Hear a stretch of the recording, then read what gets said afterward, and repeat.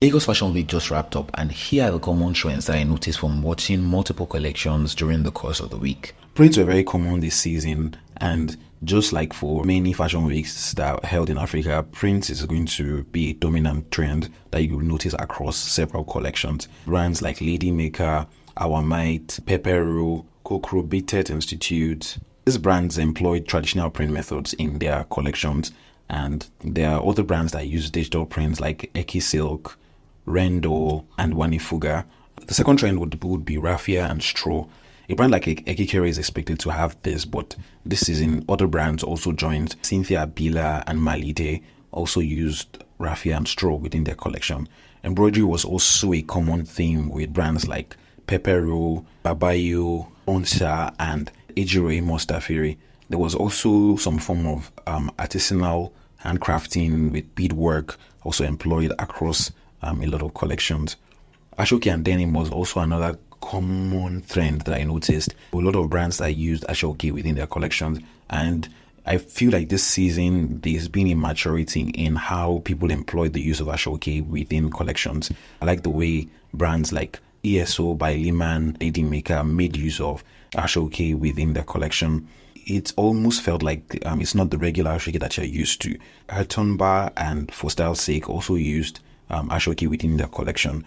I like the way Mikasbit implemented Ashoke within the collection, and some of the silhouettes that Cynthia Bila also created with Ashoke I thought were actually interesting to see. Denim was used across several collections. Just Boyado, Ajani, and Revival London used in the way you would expect, like in a renewable sort of sense, but other brands like Orire, Peter Taylor, MOT, Bilola Ogundipe, Bonstar used him in their collection in a more contemporary sense.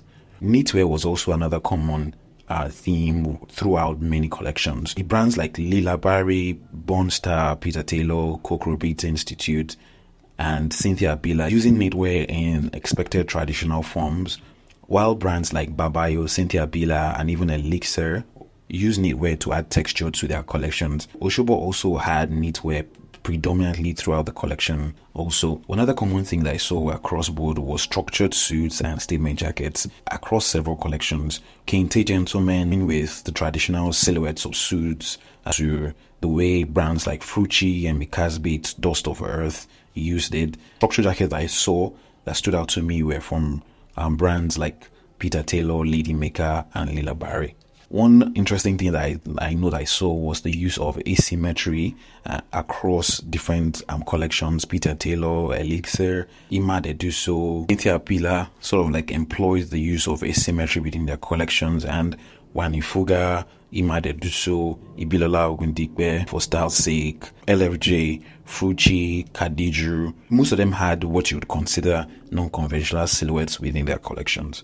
Another common thing that I found that was a bit interesting to me, which was not across a lot of brands, but just a few brands, was an alternative take to the design of the bubu by Ejiro Amos. The brand Hetumba also had the bubu within their collection in a more traditional way, but they used a different form of fabric that is not sort of common with bubus as well. So these are some of the trends that I noticed common throughout the fashion season. If you want to see more in detail, my website, kingandjohnson.com, I have a full article I already wrote about the trends throughout the 2024 Lagos Fashion Week season.